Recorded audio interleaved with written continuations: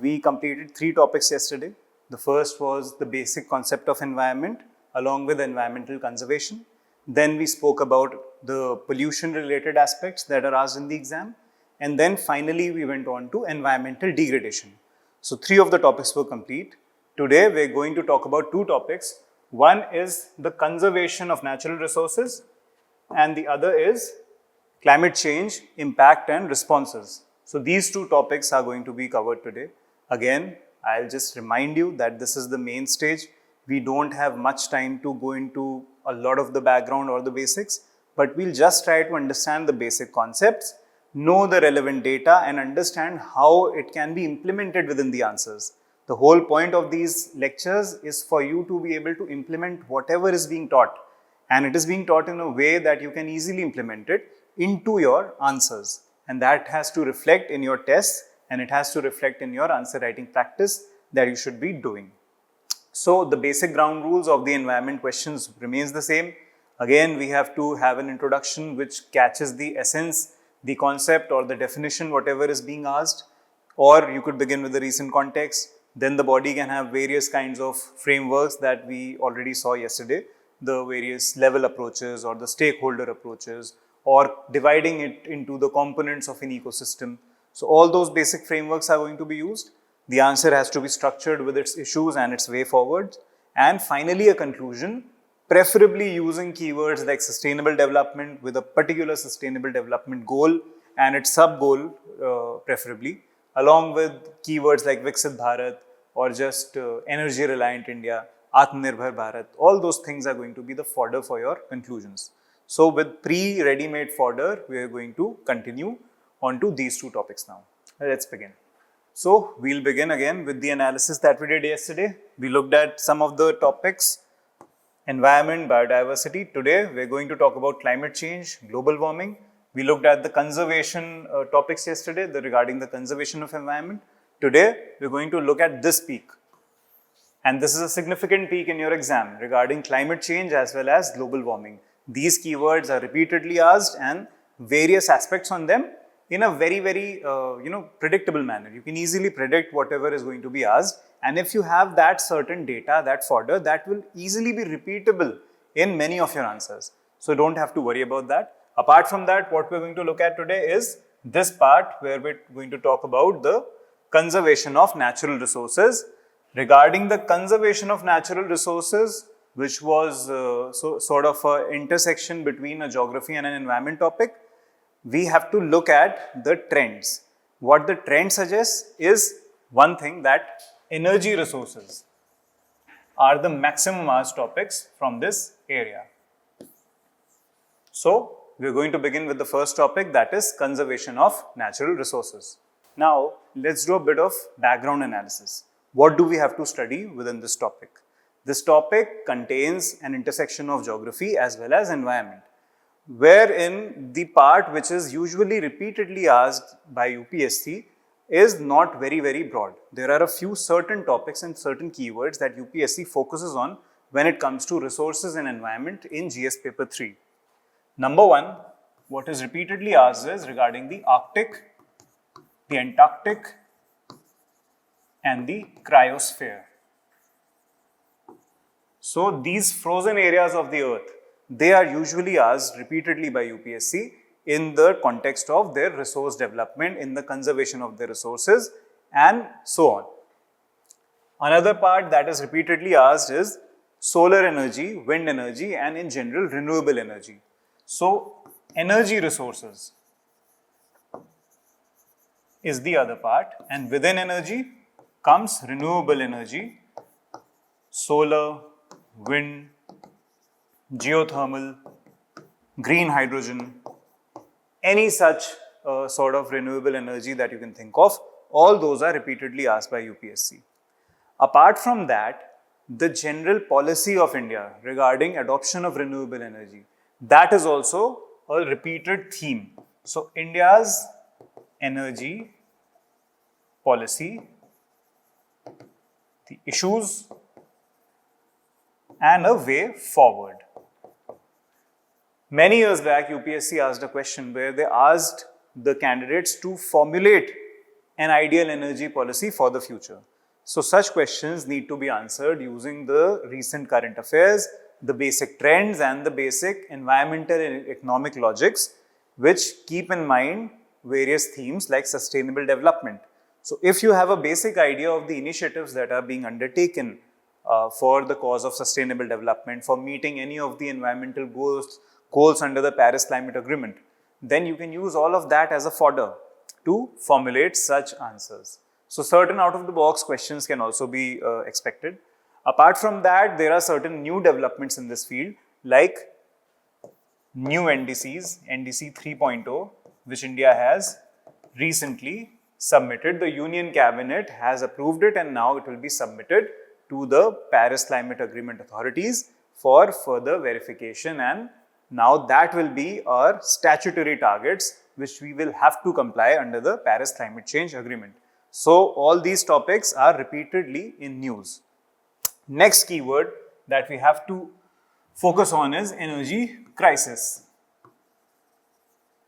Energy crisis is repeatedly in news because of the Iran war.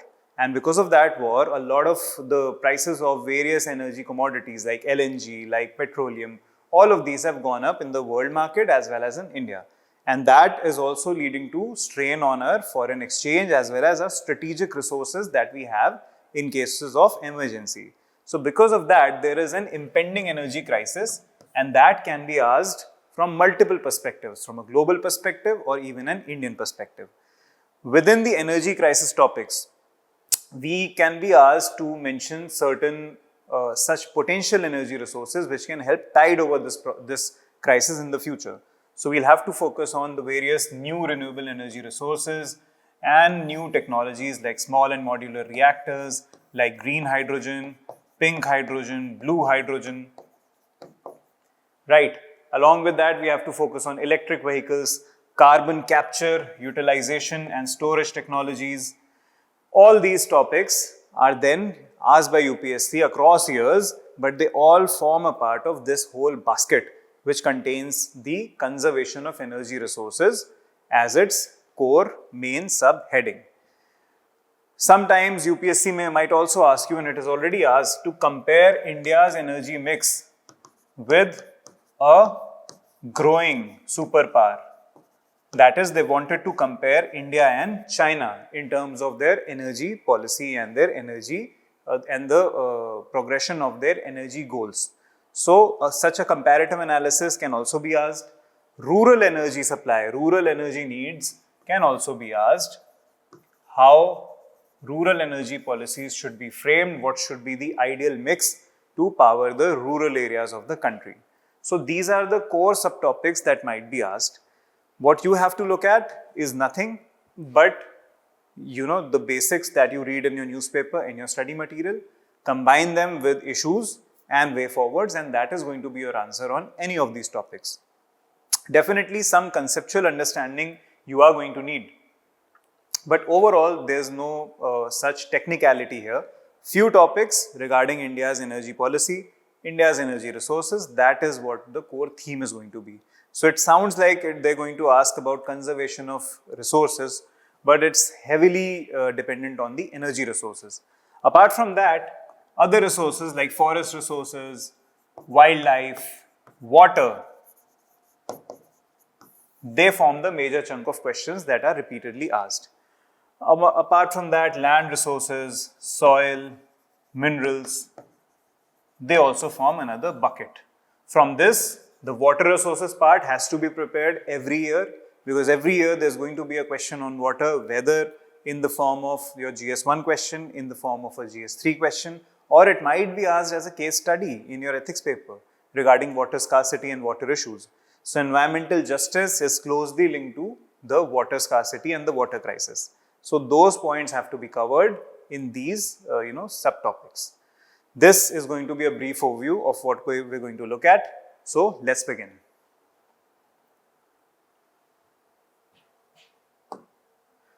Firstly, what we have to understand as a fodder for our answers, we have to know the energy mix of India.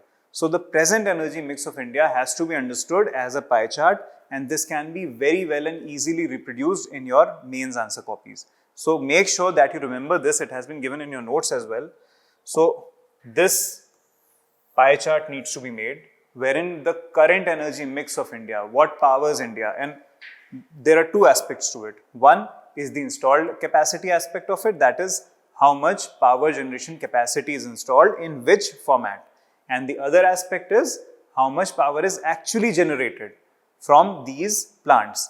So one is the installed capacity and the other aspect is how much they are powering, providing power to the various needs of India. So in terms of installed capacity, India has crossed more than 50% of its installed energy capacity or power capacity as non-fossil fuel energy. So we have a greater installed capacity of renewable energy than non-renewable energy. However, that does not mean that we are producing as much electricity from the non-renewable energy. Coal still powers or still gives power to 74% of our energy needs. But here we can see that the installed capacity, coal is only 42%. Apart from that, hydropower is 9.62%, nuclear is 1.63%, solar forms a major chunk, 28% of all our energy needs, the installed capacity, they are met through the solar energy, then the wind 10%, the biopower 2%, and oil and gas is 3.85%. So this pie chart needs to be made in your copies just to show the status of India's current energy mix in terms of its installed capacity. The total power installed capacity as of April 2026 is 537 gigawatts. This might be updated in a couple of months, so we'll accordingly change our data.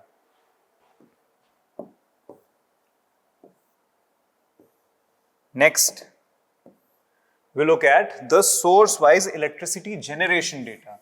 So the power generation forms the other aspect of our energy mix. Now we'll see what is actually powering our appliances. That was the installed capacity. So we'll see 73%, 72.77% is powered by coal. Apart from that, hydropower powers 6%, nuclear 3%, solar 11%, wind about 4%, oil and gas 1%, small hydro and biopower is quite minute, less than 0.5%. So majorly we have to remember 72% solar, 11% solar, 72% coal, and around 7% is hydro.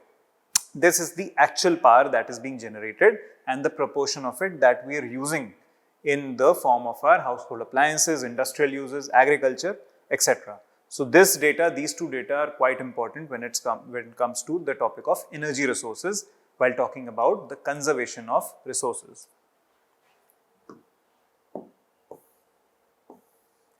Next, something that we need to look at, and it's a very, very recent current affair, so it has to be inculcated in your answers, is that India's nationally determined contributions, that is the NDCs, under the Paris Climate Agreement, which are mandatory to be submitted to the Secretariat of the Paris Agreement, to UNFCCC, that has been updated firstly by the Union Cabinet, and now these will be sent to the UNFCCC Secretariat. So India has approved this, its updated nationally determined contributions, basically contribution towards hindering or slowing down the climate change under Paris Climate Agreement. These are written and these are quantifiable exact goals which India has to fulfill under its commitment being a signatory to the Paris Climate Change Agreement. So we'll just see a comparative analysis how these goals have evolved. Firstly, the first criteria under the NDC was reduction in the emission intensity of GDP. So how much carbon dioxide per GDP is being produced, that is basically the emission intensity. That we had targeted that from 2005 levels, we'll reduce it by 30 to 35% initially when we had given the first target submitted in 2015. However, every 5 years under the Paris Climate Agreement, these NDCs have to be updated. So there was an update in 2021 which was submitted in 2022 and we targeted it to become 45%, that will reduce the emission intensity per our GDP to 45% from 2005 levels. That has now been updated to 47% for this period of 2031 to 35. So another 5 years have passed, and in 2026 we were due to submit the next set of indices, and we updated this to make it 47%. So the current status is that we have achieved 36% reduction from 2005 levels by 2020. So we are on track. Next, second NDC is share of non-fossil fuel based electric power installed capacity, not the generation of power, but the installed capacity. So installed capacity, like we had mentioned, it has already crossed 50%. The initial target was to be 40%. Then in 2022, the target was 50%. And finally, the new target for the period of 2031 to 2035 is 60%. Right now, the current status is 52% or 53% has been achieved by February to April of 2026. Third is additional carbon sink through forest and tree cover from 2005 levels. So, whatever the total carbon sink was, that is the accumulation of carbon that takes place by photosynthesis when green trees are planted, or any such any such organism like blue-green algae or anything which fixes the atmospheric carbon and converts it into organic carbon, that is called a carbon sink. So we had planned to make additional carbon sink to reduce the amount of CO2 in the atmosphere, which will in turn, CO2 being a greenhouse gas, its proportion will reduce and the total global warming will also be expected to go down, as the total amount of greenhouse gases, especially CO2, which is produced by anthropogenic activity by the burning of fossil fuels, as it will go down, the amount of greenhouse gases will go down and the global warming effect is expected to be reduced. That in itself will reduce the vagaries or the perils of climate change. So any extreme weather events, all those things are linked to global warming, and global warming directly causes this climate change. So we had planned 2.5 to 3 billion tons of CO2 equivalent.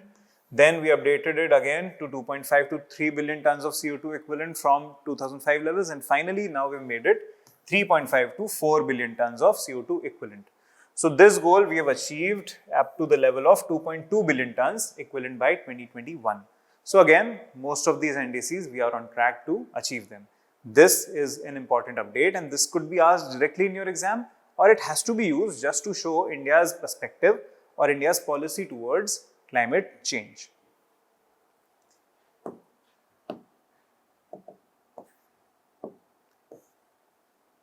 Now, let's begin with the recent trends of the energy resources. To understand this topic of energy resources, we have to have some latest data and latest perspectives.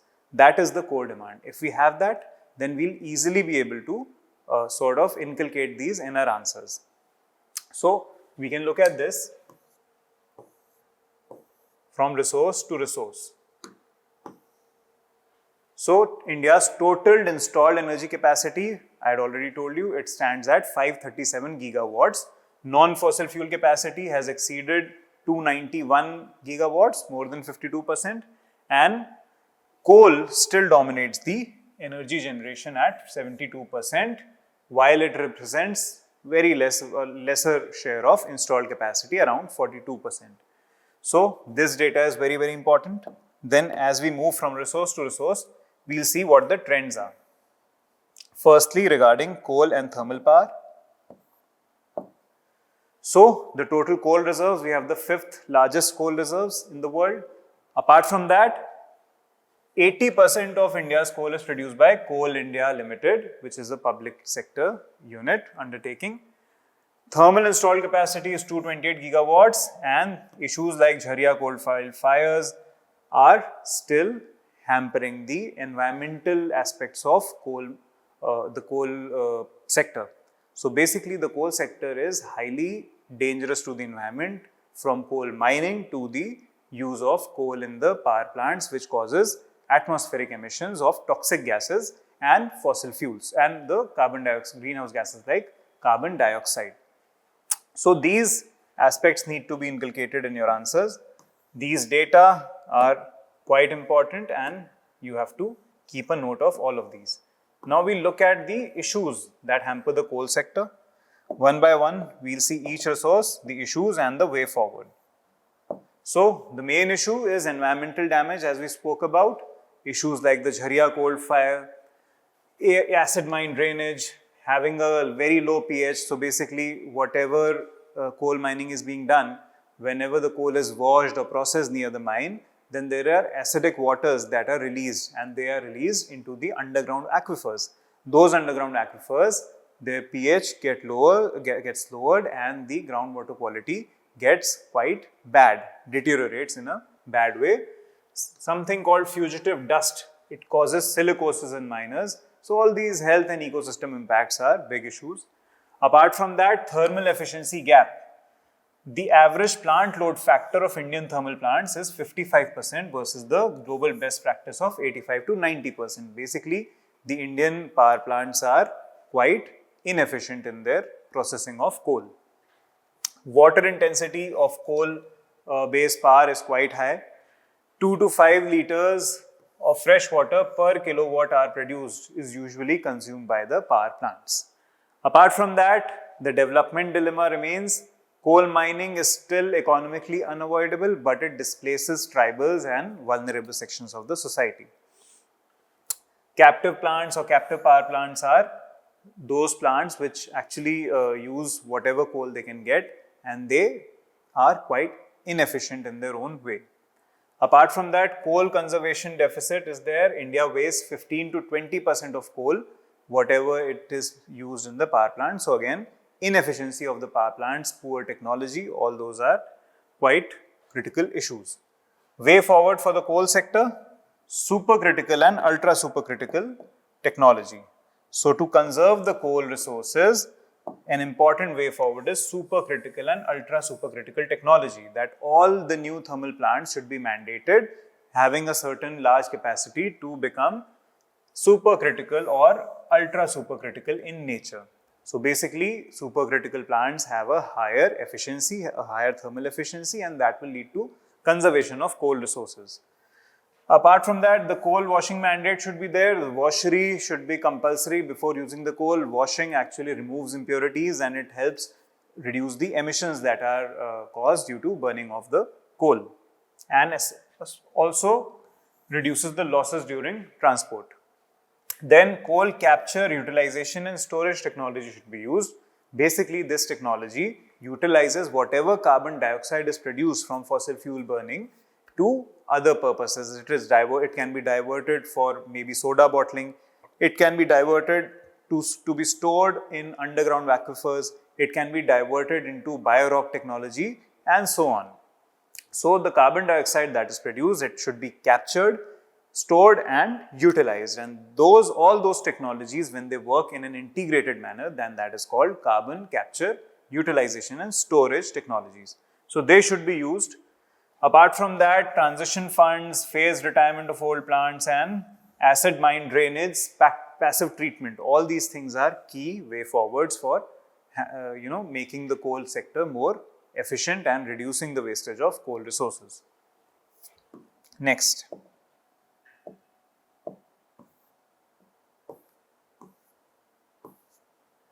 Next come the petroleum and natural gas resources. India imports, right now it is importing around 87% of our crude oil requirement. We all know that India is heavily dependent on crude oil. Apart from that, oil and gas sector contributes 15% of primary energy supply, and it is highly affected by the geopolitics of the world. So basically, the crisis in Middle East or the Russia-Ukraine war all have contributed to the volatility in the prices of these commodities, especially oil and gas. So we should have a basic idea of the crude oil production data, how much import is being done, natural gas production, which are the basic pipelines as well as the oil fields of India. They have to be understood and known. Recently, a few years back, and across these years, oil is being discovered and explored more and more in the Arctic region. And that is repeatedly asked by UPSC, that what is the significance of the discovery of oil in the Arctic region? So issues like these, Arctic sea oil discovery, shale oil and gas. Shale oil gases is trapped in the sedimentary rock called shale, and it is usually mined and extracted in USA, and India is also exploring potentials of shale gas. It is highly efficient and it is highly environmental friendly as well to extract the shale gas from its underground reservoir. So, Arctic oil sea discovery as well as shale gas, they form current topics that could be asked in your UPSC mains exam.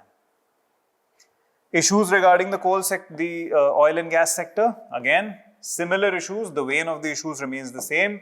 Declining domestic production first.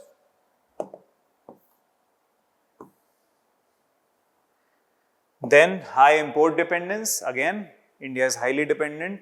Even in the case of coal, India is dependent on coking coal from outside, which is used in its steel production sector. For oil, we know 87% import dependence is there. Shale oil and gas potential is highly untapped right now.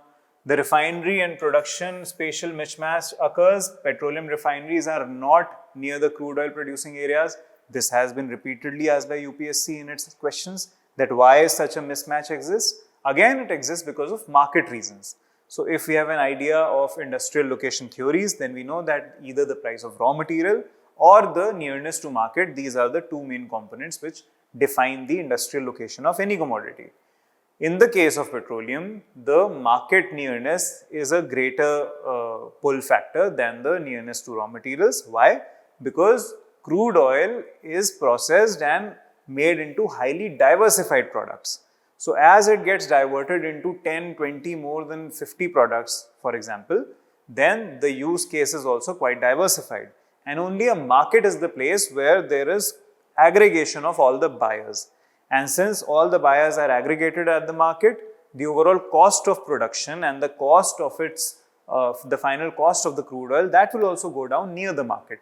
So, that is why to save the cost of a highly diversified and processed product like crude oil, the refineries, they are located near the market area, so that anything that is produced from the refinery can be easily sold at the same place.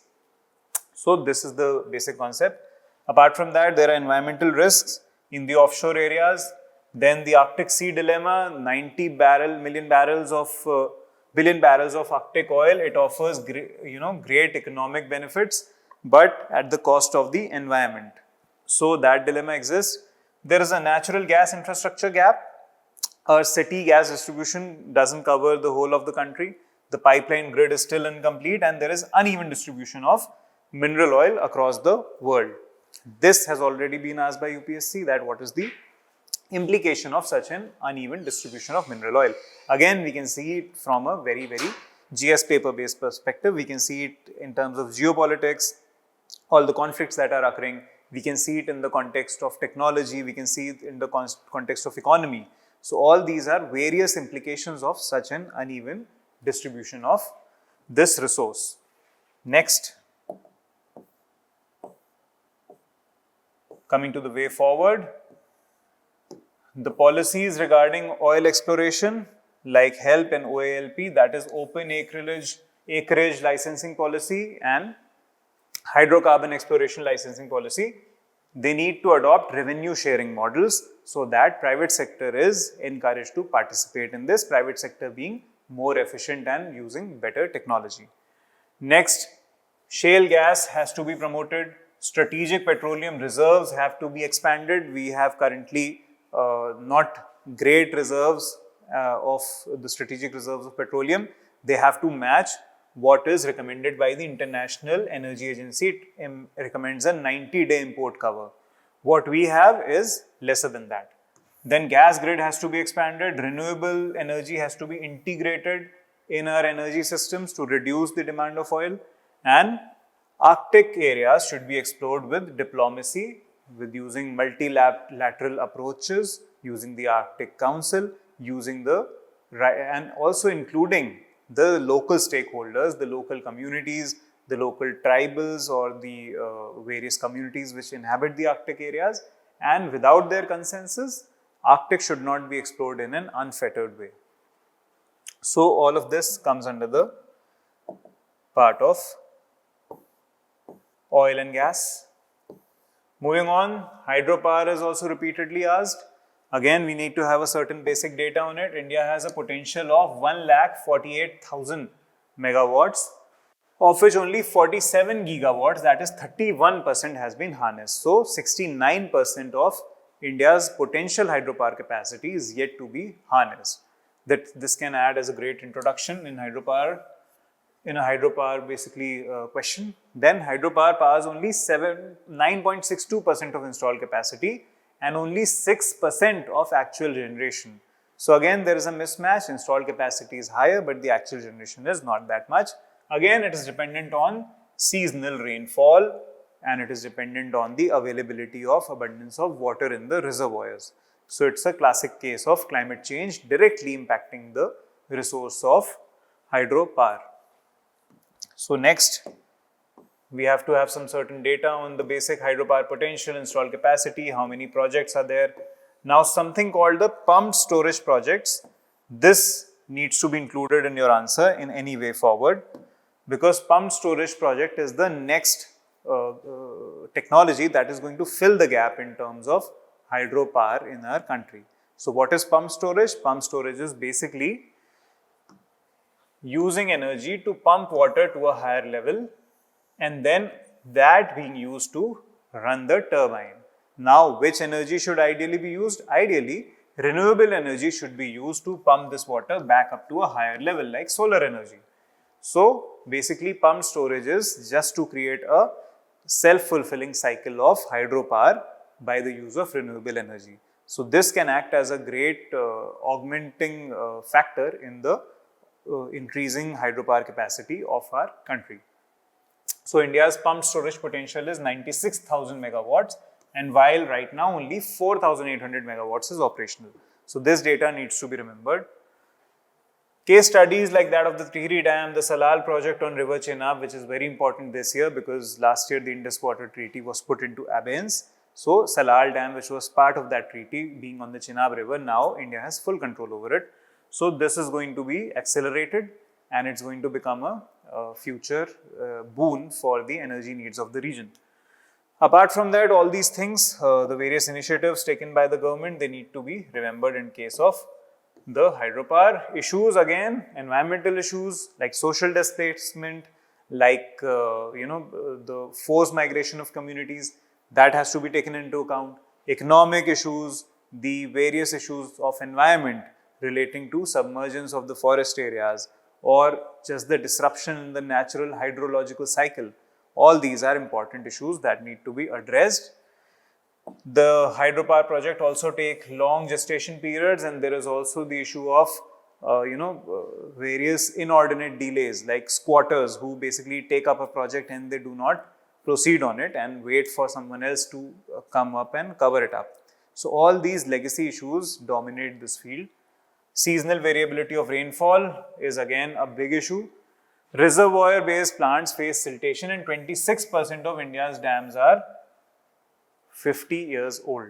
So if they are so old, they need to be updated from time to time. Their strength also reduces with time and they have to be updated with modern technology. So all these are basic issues. Now, what is the way forward? Having a pumped storage mission, pumped storage policy, we have to promote this. We have to promote run of the river dams, that is dams which use the flow, natural flow of the water rather than creating reservoirs which submerge areas and lead to forced resettlement. Instead of that, we should either go for run of the river projects or pumped storage projects which are better for the environment. Then modernize the aging dams, capacity expansion of old dams, transboundary cooperation. All these things are important for the solar sector, for the hydropower sector. Now, the next heading comes the solar sector. Solar sector is repeatedly asked. Even last year there was a question and there will be a question in some or the other way which will include solar sector as the answer. So, India has great potential and great use also of the solar sector. 28% of installed capacity is solar energy, and we saw that even in terms of the power generation, solar is at a higher level, around 11%. So, India has been adding, recently it has added 44.6 gigawatts in 2025-2026 in a single year. So, basically a lot of capacity, installed capacity is being augmented. Schemes like PM Surya Ghar Yojana, they are leading to the augmentation of this resource. So, we have to have certain key data that we can see from this regarding installed capacity, how much solar module manufacturing occurs in the country, regarding the PM Surya Ghar scheme, all these basic things we need to understand and remember. Now, something that was asked a few years back, that what is concentrated solar energy and what is the difference between photovoltaic solar energy production and concentrated solar energy production. So basically CSP uses mirrors to concentrate heat, and it is suitable for 24-hour generation with thermal storage.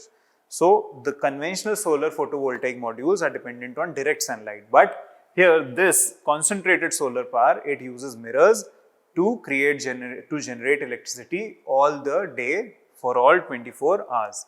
It concentrates the heat, and it is important and it uses thermal storage. It stores the heat to produce the electricity.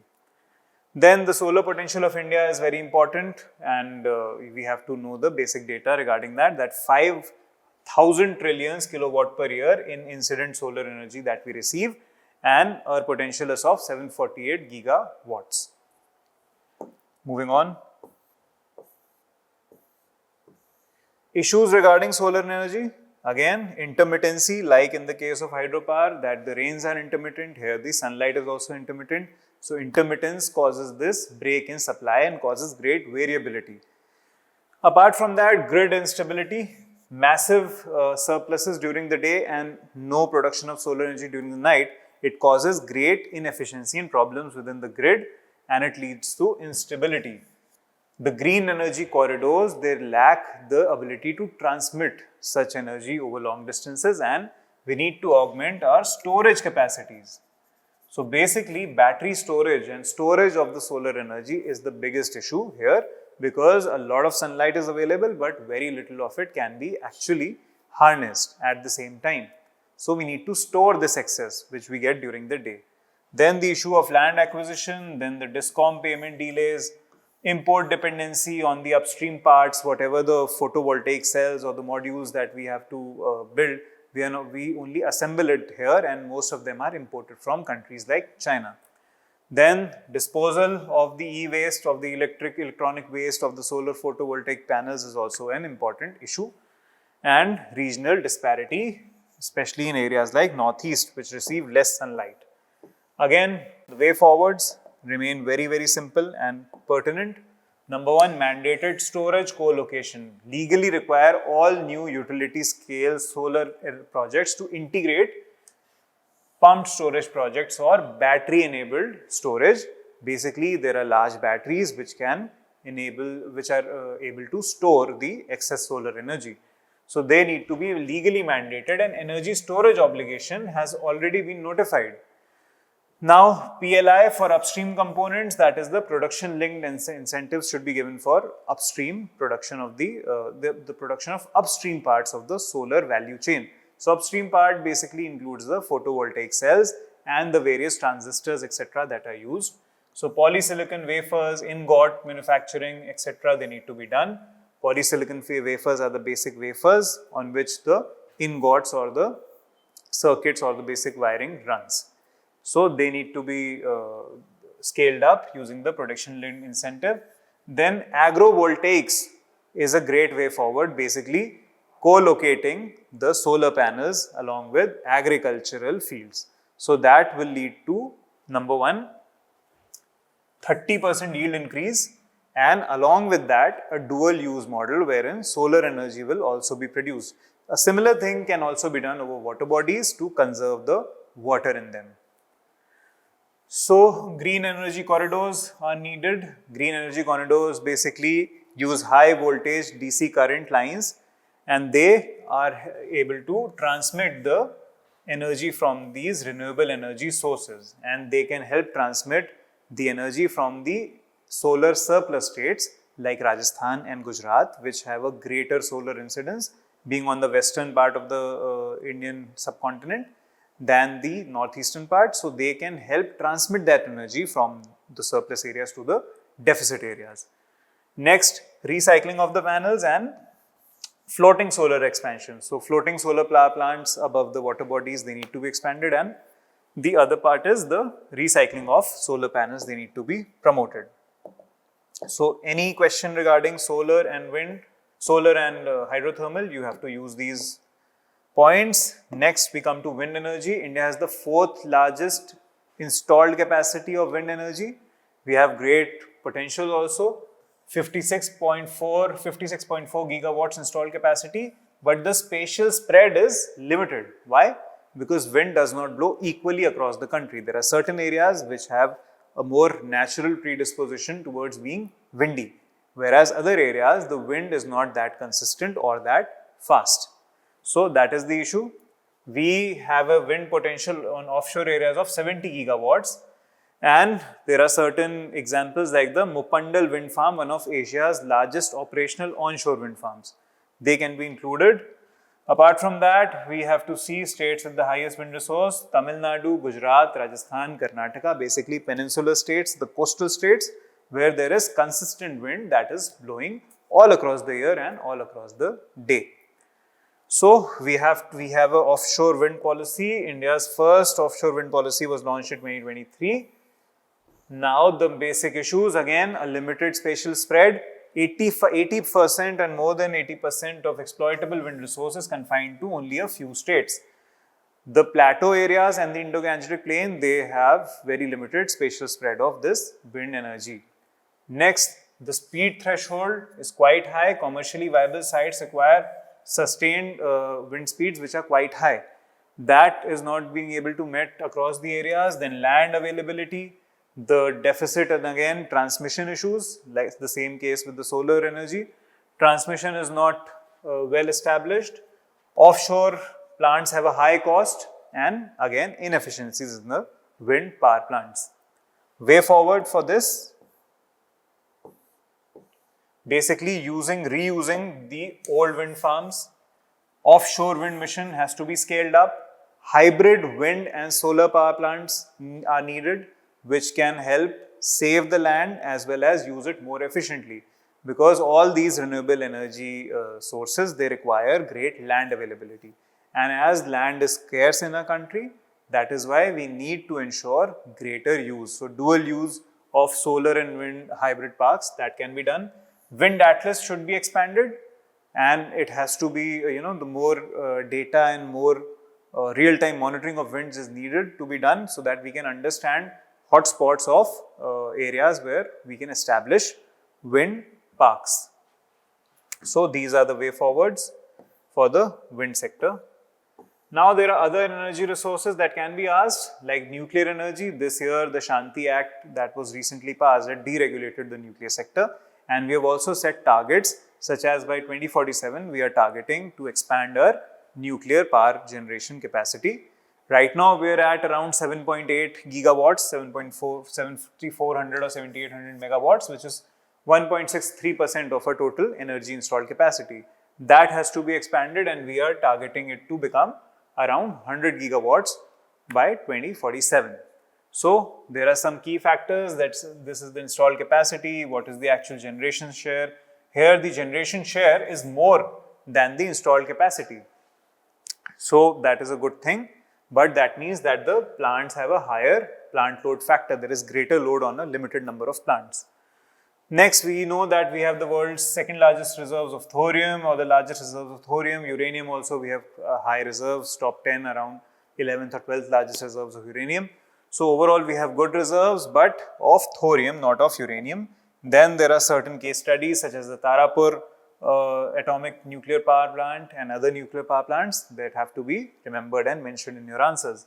We have a 3-stage nuclear power program, and we know that the great Dr. Homi Bhabha, he formulated this 3-stage plan, basically starting from uranium-235, the first stage power plants, and then moving on to the advanced fast breeder reactors, which will use most of the byproducts of this uranium-235 fission. And then finally, we will move on to the 3rd stage, advanced heavy water reactors, which will use basically the thorium directly. Right now, we are beginning to realize the 2nd stage of our nuclear power program. Recently, a power plant which has been a nuclear power plant has attained criticality, that is now able to sustain its own reaction, which uses the 2nd stage of our nuclear power plant, the nuclear power program. So the fast breeder reactors, they are beginning to become operationalized now. So all those things are important. Now the basic issues and way forward issue. Firstly, we are dependent on uranium imports. So domestic uranium which occurs in Jaduguda mine, that is not that much, insufficient. Then the issues of radiation safety, high capital cost, long gestation period, waste disposal, and the minerals that are used, they are again not abundantly available in our country. So all these are key aspects, the key issues that the nuclear sector faces. Again, way forward, we have to accelerate the stage 2, that is the fast breeder reactors which use the byproducts of the stage 1, which uses natural uranium-235. So those, the second stage plants, they have to be accelerated so that we can move on into the third stage of a nuclear power program. Then small modular reactors deployment. Basically, these are mini reactors that can easily be assembled anywhere and have lesser risk of environment and safety. So they can be used for industrial clusters. Then domestic uranium expansion, that GSI, AMD agencies which explore these atomic minerals, they have to accelerate the exploration process so that new deposits can be discovered. So all these are the way forward for the nuclear sector. Again, some other things that can be asked and that have been asked in some or the other way are geothermal and hydrogen amongst the various other unconventional energy resources. So we need to have certain basic data regarding geothermal. It is at a nascent stage. We have a 10,000 megawatt potential, but there is no commercial plant yet. Puga Valley, Manikaran, etc. These are potential areas. For green hydrogen, we have a mission target 5 million tons per year by 2030. 8,000 TPA has been commissioned, and right now we have to focus on reducing the cost per kg of production of this green hydrogen. Green hydrogen basically uses the reaction of the solar energy or renewable energy to produce green hydrogen by breaking down water into hydrogen and oxygen. So NTPC at Simhadri in Andhra Pradesh has made a pilot plant of green hydrogen. Then for biogas and bioenergy, we have a 2.1% installed capacity. There is a Gobardhan scheme for biogas from cattle waste, and there are sugarcane bagasse, crop residue, municipal solid waste. These are the uses of the biogas or the biomass energy. Again, then next, tidal and wave energy, we have a potential of 9,000 megawatts, but there is again no commercial project of tidal energy or the wave energy. Gulf of Kutch and Gulf of Khambat have a great potential here. Integrated rural energy is a key word that UPSC asked a few years back.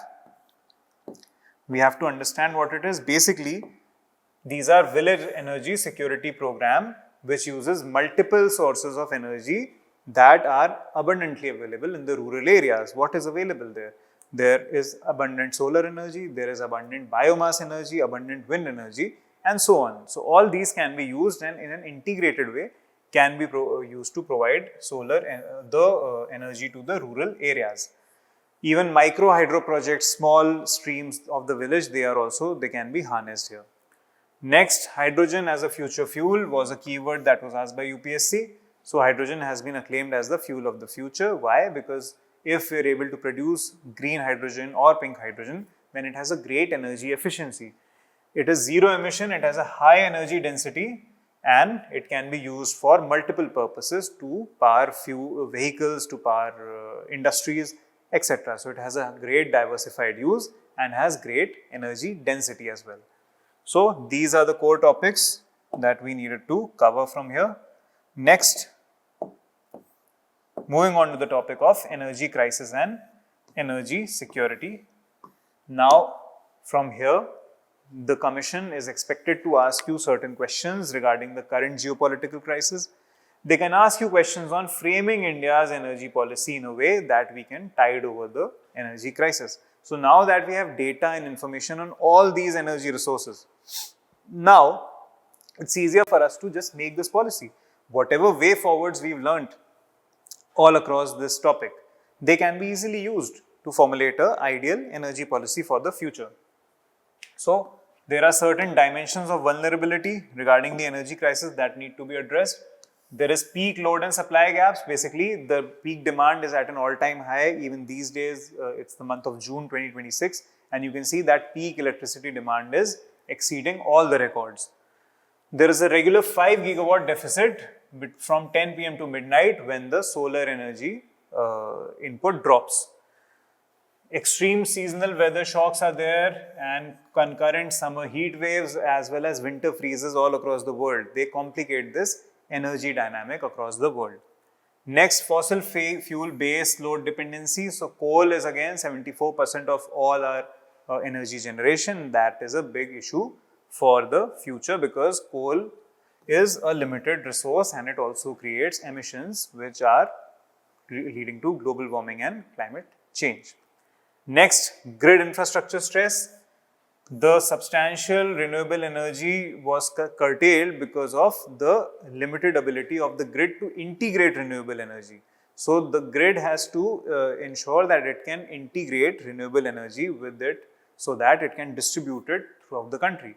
But the issue with renewable energy is that it is intermittent and it does not easily merge with the grid of the country, the energy grid of the country. So these issues, they have to be addressed.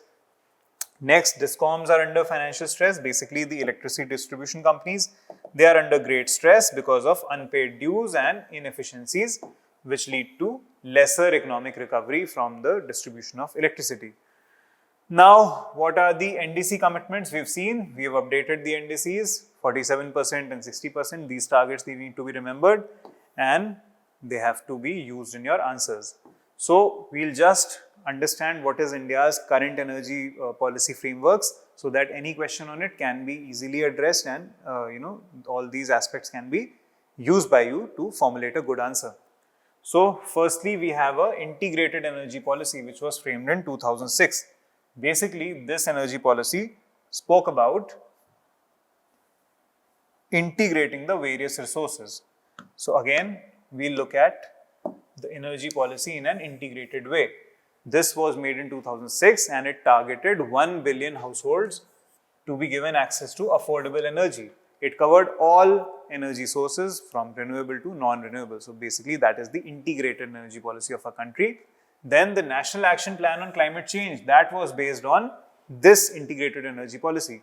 There was a National Mission for Enhanced Energy Efficiency. Basically, there was a scheme called Perform, Achieve and Trade. So the good performers, they were promoted and they were given incentives if they helped increase their energy efficiency.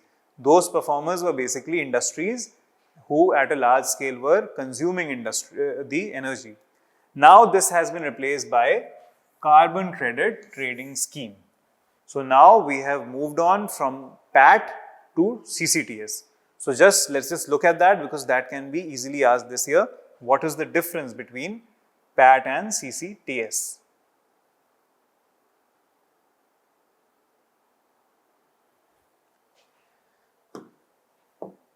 So, one is PAT, that is Perform, Achieve and Trade. That was part of a National Action Plan on Climate Change. And now it has been replaced by Carbon Credit Trading Scheme. The metric for this that was used, here it was energy consumption. And here the metric for the carbon credit trading scheme is greenhouse gas emission intensity. So we have transitioned from energy consumption to talking about the consumption of greenhouse gas emissions. Next, what are the tradable units here? Basically, both of these schemes are for trading and trading your whatever gains that you have made by increasing your efficiency or by saving on carbon dioxide emissions that you can sell off to other such organizations who have not been able to meet their targets. And they are obligated to buy this from you so that they can invest that amount, so they can actually fund your transition to a greener and a more sustainable form of or a more efficient form of energy production, energy consumption. So again, at the end of the day, it is about promoting the more efficient and more green use of energy. So here the tradable commodities were energy saving certificates. So however much energy you save, you can trade using these energy saving certificates. For example, if I was able to save 1 gigawatt of energy, for example, then I'll get a certification from an independent auditor who will say that yes, X person has saved so and so much of energy. This can be sold to those people who are not able to save energy and who are not able to meet their targets under the scheme. So I'll get incentivized to save more energy. But now carbon credits certificates are traded. So again, these are based on how much lesser greenhouse gas emissions we made. Who audited? That scheme was audited by energy auditors, and these will be audited by independent agencies who will be accredited. So accredited agencies can audit and verify if the carbon has been saved. And finally, the Bureau of Energy Efficiency, that is going to implement this carbon credit trading scheme. The penalties here are also severe. They are more than 2x the market price of carbon credit certificate, and here they were just nominal fines. So basically, we have changed our orientation from saving energy to saving on greenhouse gas emissions. That is the basic difference between these two. So again, this was the issue. Then we talked about the carbon credit trading scheme already.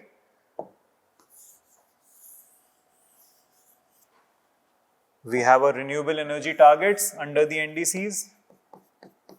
We are targeting Viksit Bharat by 2047. Viksit Bharat's important component is energy independence. So we have a clean technology roadmap which is covering green hydrogen, small modular reactors. We are having pumped storage, offshore wind energy, carbon capture and utilization, biofuel technology, ethanol blending, agrovoltaics. Okay, so all these can be used for the meeting of our next generation energy demands. So this is also important. And then if we compare India and China, then China leads in total renewable energy capacity, but India is growing faster. India's per capita emissions are way lesser than China. We have 1.9 tons CO2 per capita emission versus China 7.4. India but is more energy import dependent. It is the third largest emitter of CO2 globally, but far below China's 30% global share. So overall, we are the third largest emitter, but China emits 30% of the global greenhouse gas emissions. So those are important things and they need to be inculcated in your answers. Now for India again, what is the combined way forward for this energy crisis? Firstly, mandate hybridization and storage co-location. So basically all these renewable energy sources, they have to be hybridized and integrated with the conventional energy grid. So the grid incompatibility has to be tided over. Next, restructure the DISCOMs, their financial architecture. We have to ensure time-bound payments to these DISCOMs, and that will only happen if these distribution companies are able to recover the cost from the consumers. So we have seen recently few DISCOMs becoming profitable, and that happened because they were able to reduce the inefficiencies of bill payment and collection. Next, green energy corridors, they need to be expedited. Like we talk about these high voltage direct current lines, they need to be constructed to move power instantly from the renewable energy power source to the other deficit states. Then gas-based infrastructure and gas-based power plants, they need to be rampantly increased. And agrivoltaics and microgrids, they need to be decentralized solar power plant, decentralized biofuel-based power. That has to be promoted, especially in the rural areas. For the world, at a world level, if a question is asked, then we have a few way forwards. Firstly, diversify the critical mineral supply chain, because the renewable energy components like the magnets, the turbines, etc. used for renewable energy, they are made up of critical minerals. And critical minerals are highly concentrated in a few countries. So their value chain, their processing has to be diversified. using multinational partnerships. Then we have to expand cross-border grid interconnections. So we can make international subsea power lines and terrestrial smart grids to allow different time zones to share surplus solar and wind energy. Then we have to make global climate finance more accessible, and it has to be more equitable by giving it to countries which are in need. Apart from that, we have to accelerate low carbon alternatives like the small modular reactors, green hydrogen, etc. And we have to implement strict energy efficiency mandates at a global level. There is something called the carbon border adjustment mechanism that was in news, and that has certain negative effects on India. So the CBAM has to be understood here as well. CBAM is basically a carbon tax, which which European Union has imposed for anything which is entering its borders. So anything that is entering EU's borders, any product that is entering from outside, for example steel, then the producer has to show or will have to pay this carbon border adjustment mechanism tax if they did not meet the required guidelines related to the greenhouse gas or the carbon emissions while making the production of the product. So if the emissions exceed that certain base criteria, then they'll have to pay an additional amount. EU justifies this by saying that it follows the GATT exemption given to countries in this respect, and also it has its domestic law, which also treats all the producers in the same way. So it is not giving differential treatment to these parties. So that is EU stand on it, and India is one of those countries which is going to be affected. It's going to increase the costs or increase the tax that or the tariffs that certain producers of aluminium, steel, they'll have to pay for their product to enter Europe. So this is also an important aspect that has to be covered while addressing any such energy security case or issue. Now we also have to understand that this carbon border adjustment mechanism, it needs to be seen from a perspective of global geopolitics as well. So that is why it forms an important part of your answers in your international relations as well. Now, moving on, we have seen many such trends. I have given you a list of data. Here is some other data as well, latest 2026, which you can see if you feel you want to revise it at a quicker pace. Apart from that, there are certain benefits of using this document that we can, we have a list here, basically a consolidated list of various issues and way forward. You can actually refer to it whenever you want to revise it, or you can use the other document which has detailed, subdivided, topic-wise notes on this topic. Fine. Let's move on. We've seen all of these issues.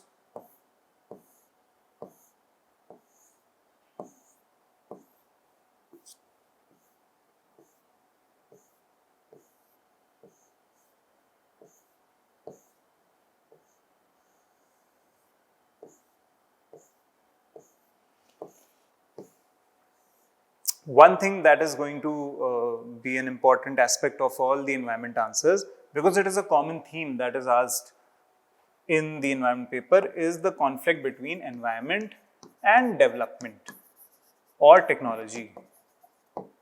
So a question will definitely come on this theme, or a case study will come on this theme which will address this issue. It might not directly ask you what this is, but actually what this is nothing but sustainable development. That is development which meets the needs of today without compromising the needs of the future. So that sort of intergenerational equity is sustainable development. For the environment answers as well as the geography answers, we have to memorize the sustainable development goals. We know the concept, we know the various aspects of sustainable development, And if any question on it is asked directly or indirectly, what they will be expecting you is to remember as many sustainable development goals as you can. So starting from poverty, SDG 1, to no hunger, to health, to education, then gender equality, clean water, affordable energy, decent work and economic growth, then industry, innovation, infrastructure, inequality reduction, sustainable cities, responsible consumption and production, climate action, life below water, life on land, peace, justice and partnership for the goals. All these 17 goals, they have to be memorized by you.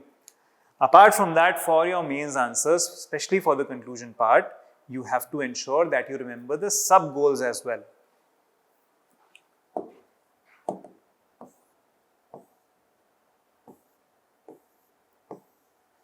So there are certain selective sub-goals that you need to remember and memorize, and they will be easily reproducible and easily usable across your GS paper.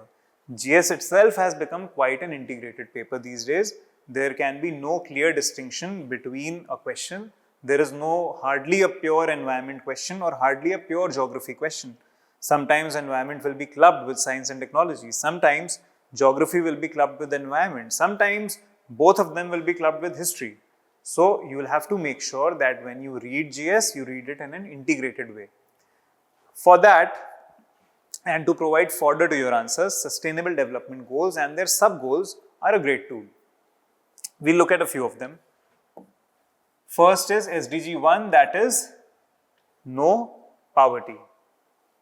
Within that, SDG 1.b says build pro-poor and gender-sensitive policy frameworks to tackle poverty. So this is an example of how a sub-goal exactly helps you to substantiate your argument.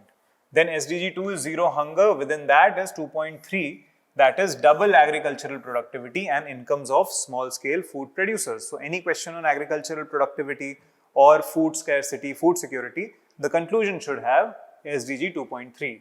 Then comes SDG 3.8, that is under good health. So it says to achieve universal health coverage, basically health protection from the state to all its citizens and its subjects. So that is SDG 3.8. Then SDG 4 for education. 4.1 is ensuring free, equitable and quality primary and secondary education. Then 4.4 is increase skilling in the youth. 5.5, which is about gender equality, it's about ensuring women's full participation and leadership in decision making. 16.6 then is about developing effective, accountable and transparent institutions. That was about peace and justice. Now these were the other SDGs. Now something for the paper 3. Specific to paper 3, we can use SDG 6.4. That is substantially increasing water use efficiency and reducing water scarcity. So this can be used. SDG 7.2, increasing the share of renewable energy in the global mix. So whenever a question on energy mix, global renewable energy, all this is asked, then you can easily use this to substantiate your argument. SDG 7 is about affordable and clean energy. Then comes SDG 8.5. SDG 8 is about industry, about decent work and economic growth. So in SDG 8.5, full and productive employment is spoken about. Then comes SDG 9.4. SDG 9 itself is about industry, innovation and infrastructure.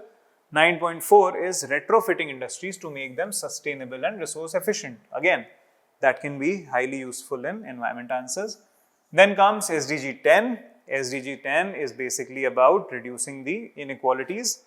Here we can talk about 10.1, that is achieving income growth of bottom 40% of population at a rate higher than national average. Then comes SDG 11. SDG 11 is about sustainable cities and communities. So SDG 11.3 speaks about enhancing inclusive and sustainable urbanization. That will be useful in your geography urbanization answers. Next, SDG 12 is about responsible consumption and production, and 12.3 is halving per capita global food waste. So anything regarding food waste, hunger, scarcity can be used here. Then SDG 13 is basically about climate action, and here 13.1, that is strengthening resilience and adaptive capacity to climate related hazards. This can be useful even in disaster management or any question on climate change. Then SDG 14, life on land, that is life below water, that is preventing and reducing marine pollution of all kinds. Then SDG 15, that is life above land. Here 15.3, that is combating desertification and restoring degraded land and achieving a land degradation neutral world. This is a good conclusion for any answer on land degradation or land resource conservation.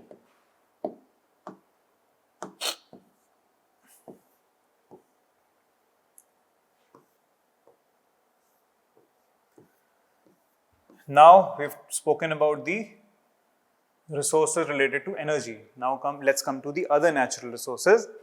Firstly, we'll start from the forest resources. So for that, we have to understand a couple of things what can be asked related to any of the resources. If there is a question on any resource, a few things will be highly relevant that you need to remember and understand. Firstly is the status.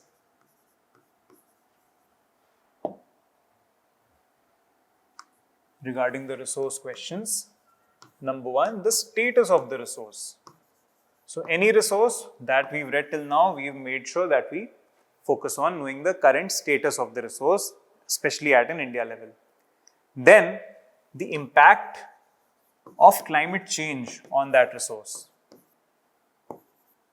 So whatever changes are due to the change of climate and whatever issues that resource might face, that need to be understood and you should have pre-made ready points on that. Apart from that, the significance of that resource, what is the actual significance? Then next, point number 4, what are the issues, especially with related to scarcity of that resource? So for example, if there's a question on water resources, then what are the issues regarding water scarcity? They have to be basically, you have to have ready-made points on all these things. Next, what is asked is the ecological or environmental impact of the exploitation of these resources. Apart from that, in case of way forward, the use of technology to conserve these resources is a major theme that is repeatedly asked in your mains exam. So once we're trying to cover this topic, all these aspects need to be remembered. Let's begin firstly with forest resource conservation. So firstly, we're talking about the status of the forest resources. For that, a great resource is the India State of Forest Report 2023. That report itself has key data that will be useful for your mains exam. So India's forests cover 21.76% of geographical area. The total tree and forest cover is about 25.1% as per the 2023 Indian State of Forest Report, which is produced by the Forest Survey of India. The target as per the National Forest Policy is 33% of total area under forest and tree cover. And these forests, they support 7% of global biodiversity on 2.4% of the world's land in India. So India has basically 7% of all species, but only 2.4% of the total land area. That is the status of forest resources in our country.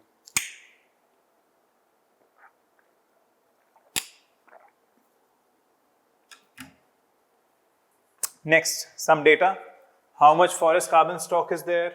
What are the ecosystem services that are valued? We've spoken about this in the last class. Then tree cover outside forests, how much mangroves are there? We have the third largest mangroves in the world. Then how much degraded forest areas in the country, how much dense and very dense forests in the country. These are key data that are useful. Then issues.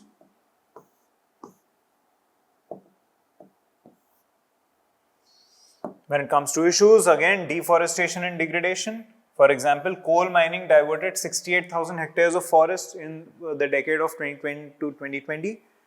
Forest fires, 36% forest cover is prone to frequent fires and 4% is extremely prone. Then another issue is invasive species like Lantana, Camara, Parthenium, etc. in forests. It destroys the undergrowth of the forest and also disturbs the ecosystem. Then the conflict between the Forest Rights Act and the Forest Conservation Act, that is also an important conflict. We'll cover this in the next lecture when we'll talk about the various environmental acts and policies. After that, overlapping governance in the forest areas, that is a policy issue that needs to be addressed, and certain new amendments in the acts. Then a few common way forwards like Green India Mission, that is to restore 5 million hectare land by 2030, prioritizing native species, prioritizing on techniques like Miyawaki forests. Then CAMPA, that is Compensatory Afforestation Management Act, that has to be utilized. Those funds that are given for compensatory afforestation, that is once you establish any project which requires deforestation, then you have to perform some compensatory afforestation in another area. So that needs to, there is a fund for that you have to contribute to, and that fund can be utilized for afforestation. That has to be streamlined. Then the community forest resources, these are rights, the community forest rights that are given under the Forest Rights Act. They have to be ensured that they are empowered and given to the last person. Then there are other such issues like AI-based forest health network monitoring, making sure that sacred groves are given legal protection and they come under protected area networks. Then Miyawaki forests, which is a technique for creating urban microforests using the native or indigenous species which are fast growing, and agroforestry, that is combining the agricultural fields with forestry for basically sheltering the crops from soil erosion or in the soil from soil erosion and wind damage, as well as creating an additional revenue stream for the farmers. So these are common way forwards. Then another important topic is water resource conservation.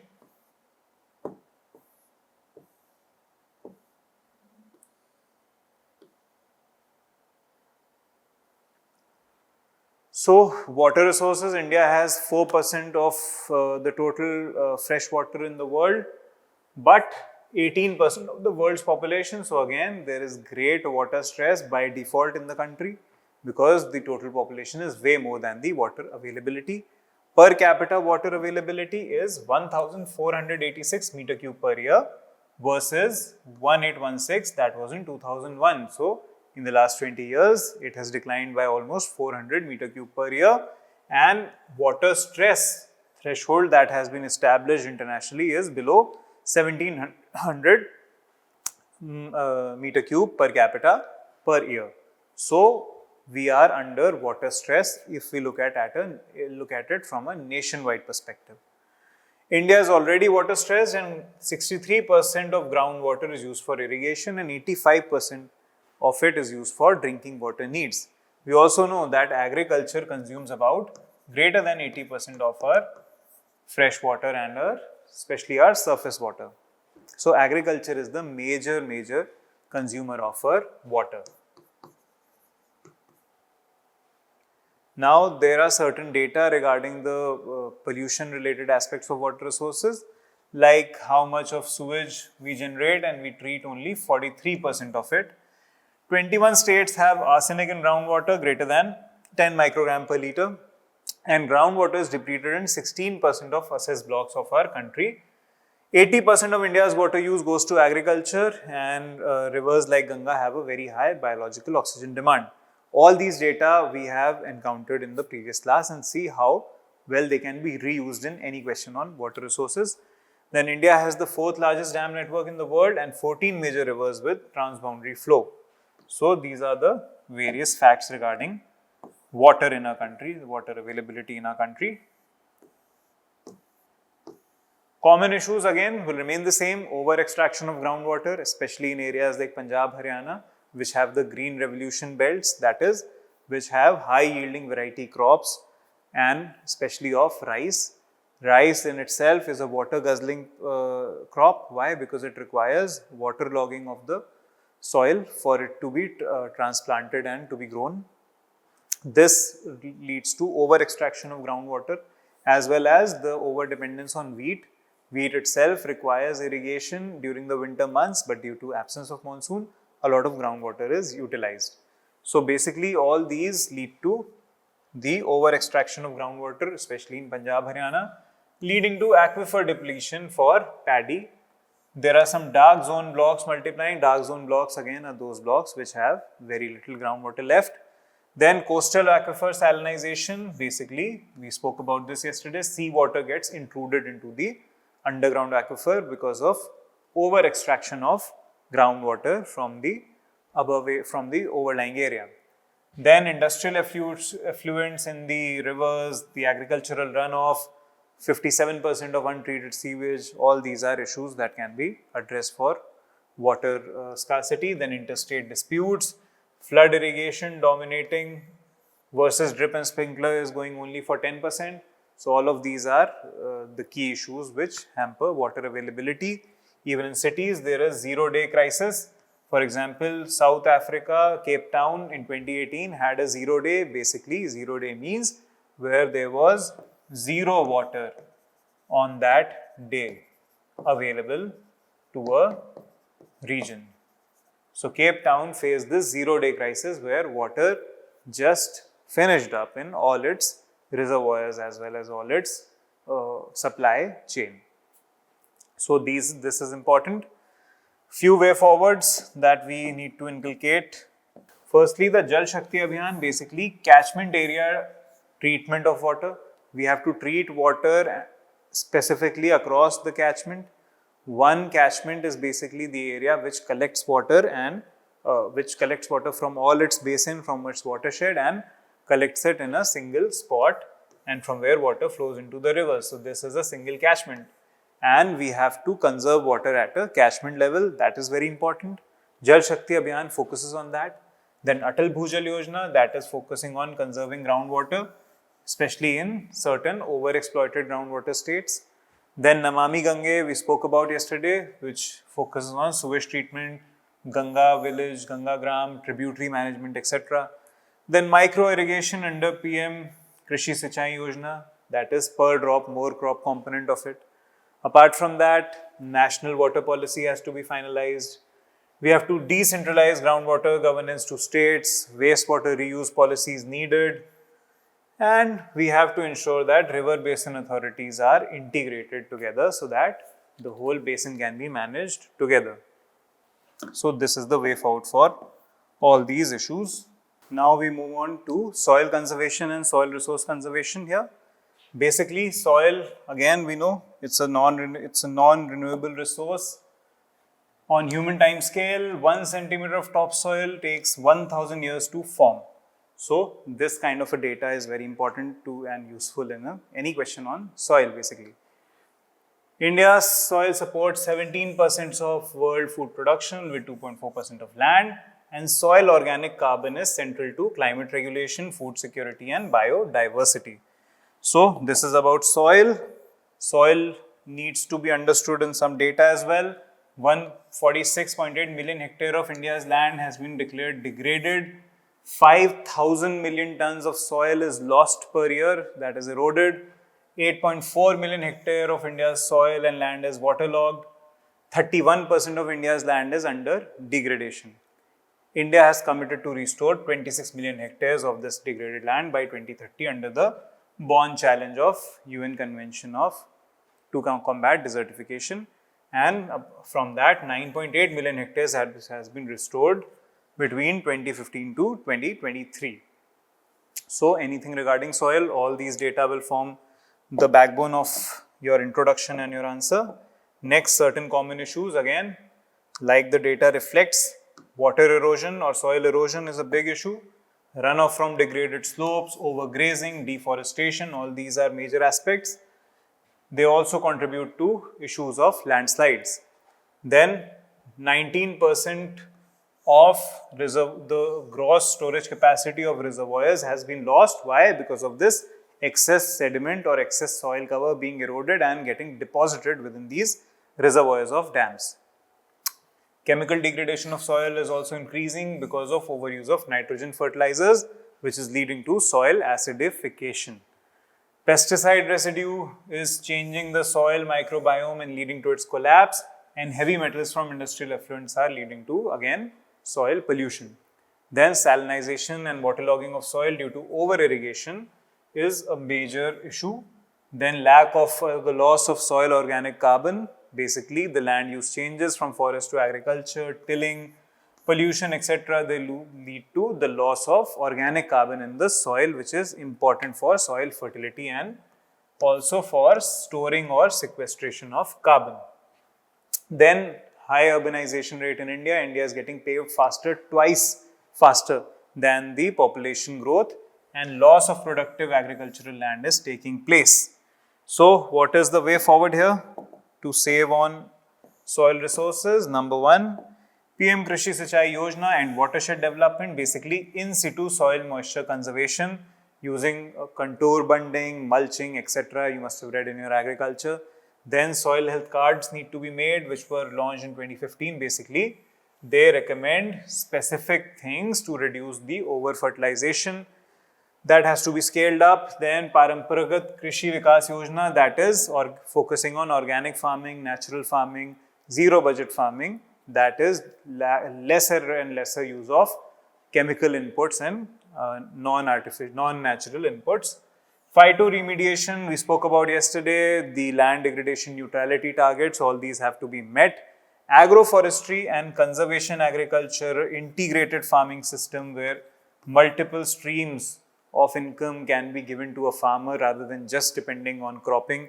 All these things are important while making sure that climate smart agriculture or climate resilient agriculture takes place. This will only conserve the soil resources.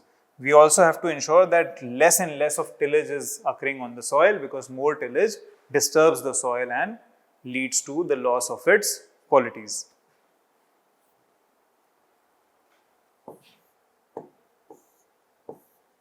Next, we speak about biodiversity. Biodiversity basically consists of both wildlife and forests. So, anything related to the conservation of natural resources regarding the wildlife resources or the forest resources, again, the data has to be included. We have 91,000 animal species, 45,000 plant species, 33% of plant species are endemic in India. And how many protected areas we have, we learned about yesterday. How many biosphere reserves, tiger reserves, etc. And India is really facing a crisis. Why? Because of certain issues. Firstly, habitat loss and fragmentation, the deforestation, mining, basically anything that increases the edge effect, as we spoke about in the previous class, any urbanization project, conversion of land to agriculture, from forest land to agricultural land, increasing jhum or shifting cultivation, slash and burn cultivation, all of these are leading to loss of biodiversity. 40% of elephant corridors have been compromised because of road and linear railway infrastructure. Then invasive alien species, gave you a few examples. Then others, for example, Prosopis juliflora, second largest driver of biodiversity loss is all of these invasive alien species. Then human-wildlife conflicts are increasing. 400 to 500 human deaths per year are due to elephants. Apart from that, 50 to 60 deaths are due to tigers. Climate change, coral bleaching, etc. All these are the various manifestations of issues of biodiversity. Then there is illegal wildlife trade, over-exploitation of resources, and policy gaps in the various laws. So that happens to be the basic framework for issues. Regarding the way forward, we have to operationalize treaties like the Kunming-Montreal Global Biodiversity Framework. We have to expand the coverage of protected areas across the earth, 30% of land and sea by 2030. Currently, 5.3% land is under strict protected areas only. Landscape conservation, instead of just conserving species, the whole landscape has to be conserved, not just the particular species. So corridors should be conserved beyond the protected areas via conservation reserves and by giving community forest rights to forests. So if not directly, then indirectly we can conserve the whole landscape. Then invasive species, regarding that we need a policy, early detection network, research and development, then community-led conservation, basically increasing the number of community reserves in the country. Community reserves are basically where communities are allowed to live, they are allowed to hunt in a limited way, but those are indigenous communities and only for their sustenance. Then Gram Sabha and democratic decentralization is needed to implement the forest rights. Then satellite based monitoring, all of those things can be used for your answers. And creating second homes, for example, establishing second home for lions and accelerating the Project Cheetah at Kuno and other surrounding protected areas. So this can act as a good way of conserving all these biodiversity resources. Now we come to marine and coastal resource conservation. Marine resources are also repeatedly asked in some or the other way, and their conservation is again expected to be answered along the same lines, issues and way forward. So the basic facts of the matter is that India is around a 11,000 kilometer, not 7,000, 11,000 kilometer coastline. So including the islands, that has been recently done. Exclusive economic zone is 2.02 million kilometers square, which is the marine resource zone where we can extract the resources from exclusively. And we have a 14.5 million fisher folk community, and we have a blue economy or an ocean based economy of the valuation of US $250 billion by 2030. So these are the key facts regarding the marine resources. Again, coral reef areas, how much is there in India, how much of coastline is getting eroded, we spoke about yesterday, 33% of it, and within that West Bengal is eroding fastest at 60%, that is leading to loss of the beach resources. We have the 12th largest marine plastic contributor, and we have a 5,000 kilometer square of area of mangroves, which has increased recently. We have around 100 Ramsar sites, and fisheries production is around 15 million metric tons. So we are the second largest globally. Now issues, again, we spoke about coastal erosion, seawater intrusion, marine plastic pollution, dead zones, coral bleaching, etc. So common issues here. Now the way forward, whatever you have read, you can use it. You can use the Mishti scheme, we spoke about it yesterday. Basically, it is a nature-based solution to increase the mangrove plantations on salt pans and degraded coastal lands. Basically, it will help conserve the coastal areas. Then integrated coastal zone management plans under the coastal zone regulation, the notification, the CRZ notification. So under that, we have to ensure that CRZ is properly enforced. CRZ is basically zonation of various areas near the coast according to the sensitivity or their threat from coastal erosion and the activities of the ocean. Then seawater intrusion can be checked using Atal Bhujal Yojana, check dams, physical barriers, etc. Spoke about it yesterday. Then marine protected areas under the High Seas Treaty, they have to be established. They have to cover 30% under the 30 by 30 target. Then blue economy policy, we need to have a deep sea mining policy, we need to focus on seaweed cultivation, sustainable aquaculture, etc. And the Global Plastics Treaty, India has to support it so that we can reduce the amount of plastic pollution in the oceans. So this is all related to the biodiversity. Finally, coming to mineral resource conservation. Again, we have to speak about certain basic data. India is the 8th globally in mineral production by value. We have great amount of minerals, like even critical minerals are present in abundance, which are a strategic necessity for energy transition. It provides 2.5% of GDP but causes great environmental damage. So that is the basic issue. And most mineral rich zones are in scheduled tribe and forested areas, and not just any but quite thick, high density forests. So now key facts. We have mined 68,000 hectares of forest land for coal between 2010 to 20. Then there are certain areas where cancer rate increases because of chromite mining, for example, Sukinda Valley. Coal mining has displaced 2.5 million people in the 50 years from 1950 to 2000. 80% of all of these displaced people are women. So we need to remember such of the facts. Issues, again, we have spoken about acid mine drainage, etc. We saw it in the previous section. And then dust and all of those things, they have to be addressed properly using various policy measures like the mine closure policy. It has to be enforced in a way. Then acid mine drainage has to have a passive treatment. We have to construct, wetlands with limestone beds that can help neutralize the acidity of the waters. Critical minerals mission has to be implemented to promote domestic exploration of critical minerals. Then CAMPA funds can be streamlined and utilized to protect the or rehabilitate the degraded mine sites. Phytoremediation, etc. should also be done for conserving the areas which are degraded due to mineral exploitation. So these are the integrated way forwards. Basically, it's a framework for you to just remember if any way forward is needed in these answers. We have to go for a legal approach, medium term, short term, long term, whatever you need. Then an institutional approach, we have to focus on the institutions or the bodies which monitor the environment like the state and the central pollution control boards or the wetland authorities. Then we have to deploy some technology like the Forest Survey of India's FAST 3.0, which is used for nationwide forest fire alerts, Parivesh portal, which is for environmental impact assessments. So use of technologies is needed to be done. Then community and finance has to be leveraged. Community forest rights, they have to be implemented well and given democratically decentralized to the people. Programs like the Green Credit Program, which is a voluntary program. So this is different from the carbon credit trading scheme. The Green Credit Program is a voluntary program open for all. That is only for industries. And here you can plant trees and avail credits in lieu of that.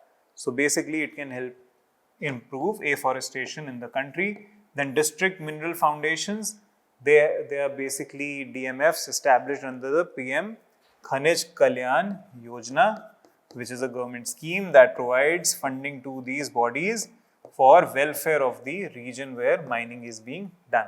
So these things can be used as a common way forward, and such templates are needed to generate all the points. This is a basic summary of whatever we have read till now. Now let's move on to the next topic. Next topic is climate change. Climate change, again, we have to just focus on a few headers. We don't have to know about everything. We need to know a few certain headings. Firstly, what is asked in climate change? Let's see. Next topic is climate change.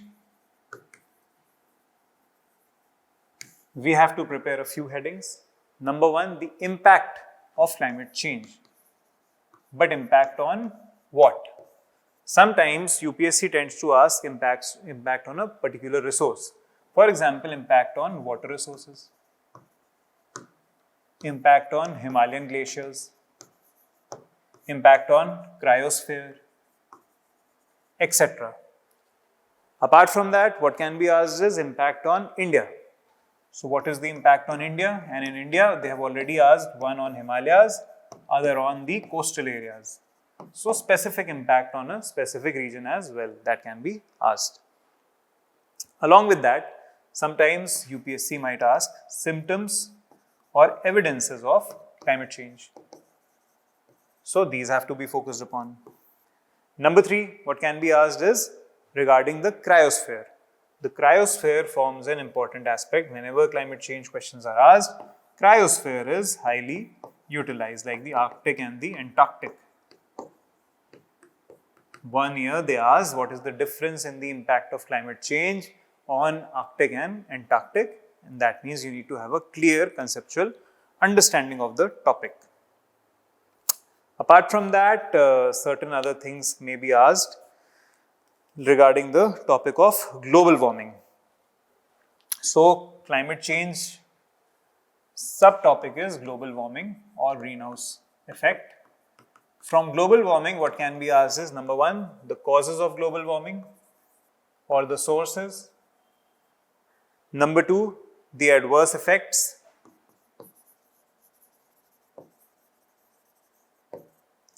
Number three that might be asked could be the steps that can be taken to counter global warming. Number four, what will be asked is how it impacts, how global warming impacts. Again, for example, one year it was asked how it impacts the coral reefs. Another year it was asked how it impacts the climate change. One year they asked how it impacts, that was just last year 2025, the small island developing states. So basically all these impacts can be directly asked along with certain initiatives or certain conventions regarding this. So convention regarding climate change like Paris Climate Agreement was asked. The Kyoto Protocol was asked regarding global warming. Apart from that, certain way forwards or certain technologies to counter both climate change and global warming can be asked, like the carbon capture and utilization storage technology. So these are the various headers under which we have to prepare this topic, both of these topics, climate change as well as global warming. So let's proceed. Firstly, we'll begin with understanding what is the scientific evidence behind global warming as well as climate change. After that, we'll focus on the impacts, then the international architecture regarding how to govern climate change, and so on.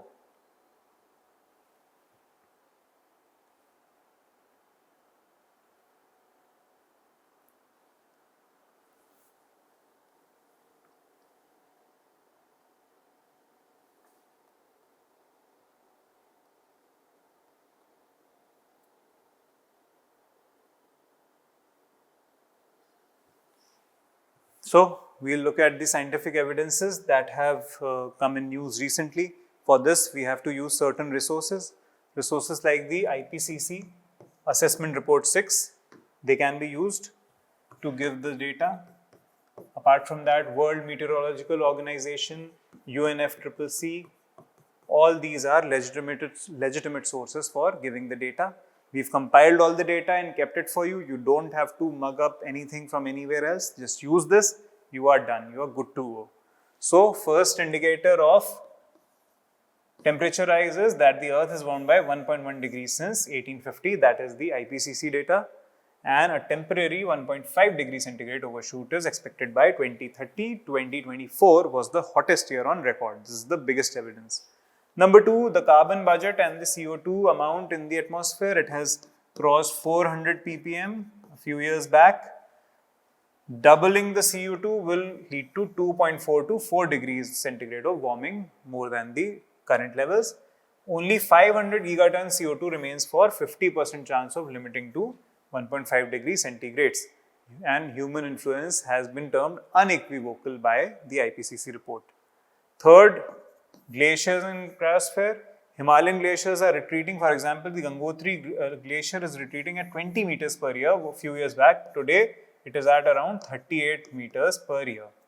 So, around 35 meters per year or 38 meters per year, the Gangotri glacier is receding. The Greenland ice sheet is again losing 30 million tons of ice per hour.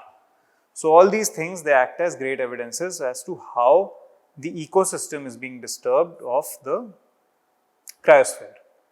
Next, we look at the sea level rise. The global sea level rise has increased by 20 centimeter or about 21 centimeters since 1901. It has accelerated post 1993 and the current rate is 4 millimeter per year. 1 meter sea level rise by 2100 would flood 4500 kilometers of Egypt's Nile Delta and submerge major coastal cities across the world.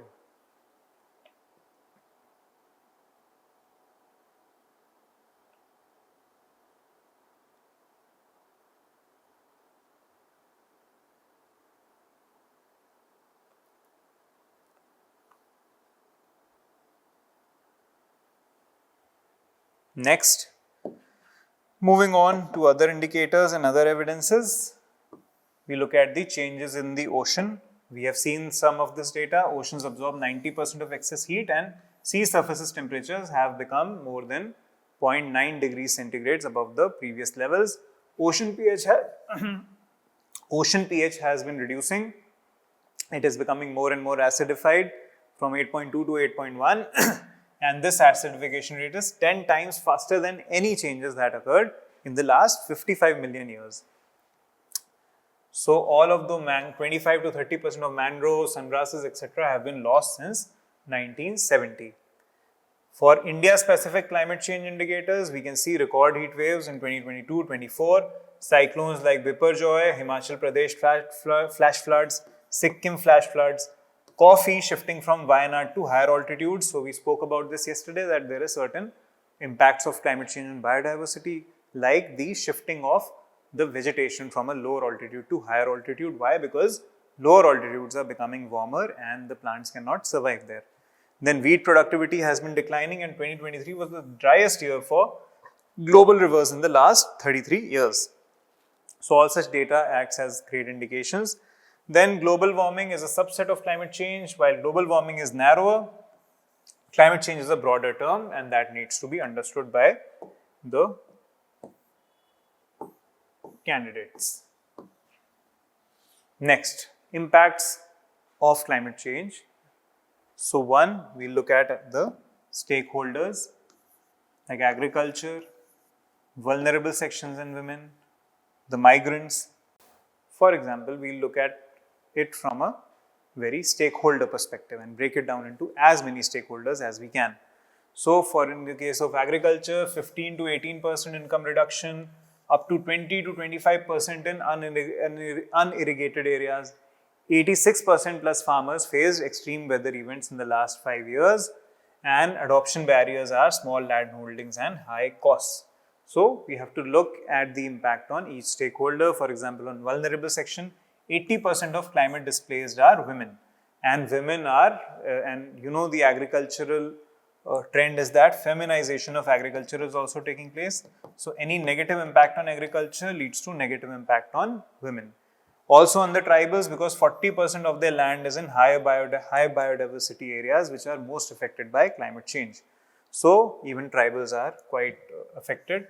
Then 1/3 marginal farmers are forced to alter livelihoods and they become migrants. These are climate migrants, and Panama was the first nation to evacuate a whole island community because of the fear of submergence under the sea. 29% of India's population lives within 50 km of coastline, and all of these are vulnerable to sea level rise and other impacts of climate change.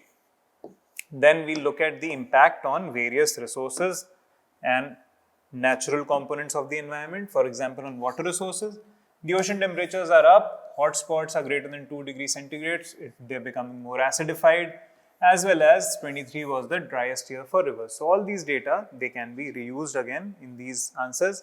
In the case of small island states, they lost $153 billion to weather extremes in the last 50 years. And the total climate pledge that has been made under various international agreements like the Paris Agreement, they have not yet been disbursed to these countries. Only $1.5 billion, which is almost less than 1% of what is required. So for that, non-quantifiable collective goals have been discussed by the Conference of Parties under the UN Framework Convention on Climate Change. And this non-quantifiable collective goal has come around to be of a certain value which will be contributed by most of the countries to these more vulnerable and more needy states. This new collective quantified goal on climate finance was to be at least $300 billion per year by 2035. However, it replaced the previous unfulfilled commitment of $100 billion per year, and it has a $300 billion target at present. Although what is required at present is $1.3 trillion by 2035. Then on global economy, 3-degree temperature rise will lead to GDP loss of 10 to 30%, which could be more than what was in the Great Depression in 1929.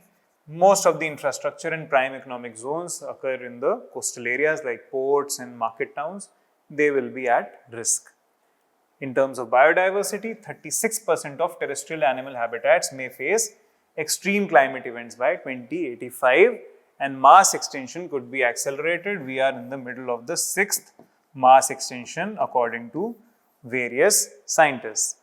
50% of all corals have been bleached in the last 40 years. That is the data we read, and 4th largest coral bleaching event was in 2024. So, these were the major aspects. Then, regarding climate change governance, what is the international architecture? We have to look at a few conventions. The parent convention is the UN Framework Convention on Climate Change. It is founded on a few pillars. One is CBDRRC, that is common but differentiated responsibility according to respective capabilities. Next is the precautionary principle that care should be taken while undergoing any activity to not hurt the environment, and principle like polluter pays. So, UNFCCC tries to implement all of these, and it has its own funding mechanisms as well as its conventions under which it operates various initiatives. Then Kyoto Protocol is something, it was the first legally binding greenhouse gas reduction treaty. It was imposed on the industrialized nations to make it, to reduce it to 5% below the 1990 levels till 2012. Under this was the emissions trading system, the clean development mechanism, the joint implementation, all of these, and its criticism was that it included countries which were developing like India and China. So, next it was replaced by Paris Agreement. Now this global warming goal, this greenhouse gas emission goal was replaced by global warming. So, basically the target was to keep warming well below 2 degrees centigrade and pursue it to be less than 1.5 degrees centigrade below the pre-industrial revolution levels. Then NDCs, that is nationally determined contributions, which are voluntary in nature. They are updated every 5 years. They have to be given. An enhanced transparency framework is recommended under this Paris Climate Agreement. A global stocktake will take place every 5 years, and it will help review whatever the targets are met or not met under this. Then there were certain important conference of parties whose decisions have repeatedly been asked. COP26 has been asked by UPSC 2 times already now. Why? Because it was the first one after completion of 5 years of the Paris Climate Agreement. And every 5 years is supposed to be a global stocktake, and major decisions are made every 5th year. This year, COP31 is going to be another important one. So, the COPs have to be covered up till COP30. We know what happened at COP28. If we can just revise this, global stocktake took place. 43% emission reduction by 2030 was the target. Then at COP29 in Baku was the finance COP. New collective quantified goal was actually here announced of US dollars 300 billion per year by 2035, and roadmap was still 1.3 trillion dollars per year. Article 6.4, which was on carbon markets, was fully operationalized here, and loss and damage fund was operationalized. Last year at COP25 was the COP of implementation regarding the US $1.3 trillion NCQG. Then adaptation finance was tripled to US dollars 120 billion per year. A tropical forest finance facility was announced, not linked to carbon markets. A Belém gender action plan and Belém declaration on hunger, poverty and people-centered climate action were the initiatives here. So you need to remember the major initiatives that were have taken place in the previous COPs or the significant conference of parties, which are meetings of the annual meetings of under the Paris Climate Agreement. Then Article 6 has been asked by UPSC in the prelims exam as well regarding carbon markets.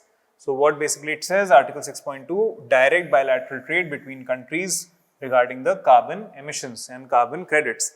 And Article 6.4, UN manages the global carbon market. 6.8 says non-trade cooperation, and India has a carbon credit trading scheme, which is obviously an implementation or the actual execution of this Article 6 of Paris Climate Agreement. Then the climate finance architecture can be asked, whatever it is. The Global Climate Facility is the largest fund. Its headquarters South Korea. 50% is for mitigation, that is for preventing the impacts of climate change, and 50% is for adaptation, that is adapting to the inevitable effects of climate change. Then the Adaptation Fund is there, which was launched in 2001. The Loss and Damage Fund, operationalized in 2024, US dollars 700 million were pledged here in this. And then the COP29 exposed the weak $100 billion pledge fulfillment, which never took place. And because of that, a new collective quantified goal was announced. Now let's come to India's climate policy architecture. Again, for India, National Action Plan on Climate Change is the basic framework which we use, which the government follows. It has certain eight missions under this, and missions on solar, enhanced energy efficiency, then on sustainable habitat, Himalayan ecosystem, Green India mission, sustainable agriculture, strategic knowledge. All of these are missions under the National Action Plan on Climate Change. Then updated NDCs in 2022 and now in 2026. They are very, very important. They have to be covered. Then there is a National Adaptation Plan. The National Adaptation Plan is being prepared right now, and it was supposed to be submitted last year, but it wasn't. But it is being prepared. Basically, we are going to follow adaptation as our way forward, not mitigation. So in climate change, there are two approaches, adaptation versus mitigation. India believes in adaptation because we believe that climate change is inevitable, especially for countries which are developing, which are dependent on the cheaper fossil fuels, which will have to be burnt and CO2 will be produced from them. And because of the production of greater amount of greenhouse gases, there will be some or the other global warming led climate change. So India says that we'll have to adapt to whatever the change is going to be rather than try to prevent it, because we cannot afford that. We are a developing country. Under that, we are going to make a national adaptation plan, which will be submitted to the UN framework on climate change, and which will probably have ecosystem-based adaptation. For example, the Jal Shakti Abhiyan, we spoke about this, which focuses on catchment-led, integrated way of conserving water. Then mangrove restoration under Mishti project, seaweed farming, etc. Then state action plan on climate change, that is also an important aspect of climate change policy in India. The 29 states have now state action plans on climate change, which complements the national action plan, which address local vulnerabilities, and district level governance has been made critical in these plans. Then the green credit program, we spoke about this. Basically, it is a market based ecosystem restoration program for everyone, which has tradable green credits for afforestation, water conservation, regenerative agriculture, waste management, etc. So basically, anyone can be a part of this green credit program. Then carbon capture, utilization and storage systems. DST, the Department of Science and Technology, is leading this mission, and ONGC and Indian Oil Corporation have made a joint CCUS at Koyali refinery in Gujarat. So the challenges again remain the same: high cost, no pipeline infrastructure, storage regulation, etc. Next, we move on to the green hydrogen mission. Again, important. We have a target here which is fixed. We have targeted 20 million ton carbon reduction by 2030, 8,000 TPA capacity has been commissioned, and 5 million ton is the production that we are expecting to undertake for this green hydrogen. Then regarding the indices of our performance, if we have to evaluate that, if we're asked to evaluate, then certain performance indices like the Climate Change Performance Index 2026, India is 23rd, down from 10th in 2025. Why? Because of slow renewable energy pace, and in the Environmental Performance Index, we are 176th out of 180. Weak on biodiversity, water and air quality. So certain aspects or way forwards of technology here that can be implemented, or you can use them, is, for example, stratospheric aerosol injection, that is using reflective particles to cool the polar regions or the high altitude regions. Then marine cloud brightening, that is using sea salt droplets to thicken or brighten the clouds to reflect the sunlight back and reduce global warming. Then cirrus cloud thinning, that is reduce these cirrus clouds, their thickness, because these are the clouds which actually trap the heat. The heat is trapped by these high altitude cirrus clouds. India is cautious in these, and IPCC flags a governance vacuum and unilateral deployment risks. The deployment of such technologies, that it's needed to be done in a way which is more equitable and scientifically proven. One more thing apart from the NDCs that India has actually pledged already is a Panchamrit. Panchamrit is a set of 5 goals that were voluntarily declared by India. These are non-binding and declared by the Prime Minister in the COP26 in 2021. They contain 2 NDCs which are the previous NDCs. One was the one which pledges a reduction in emission intensity by 45%, and the other was non-fossil fuel capacity to be 50%.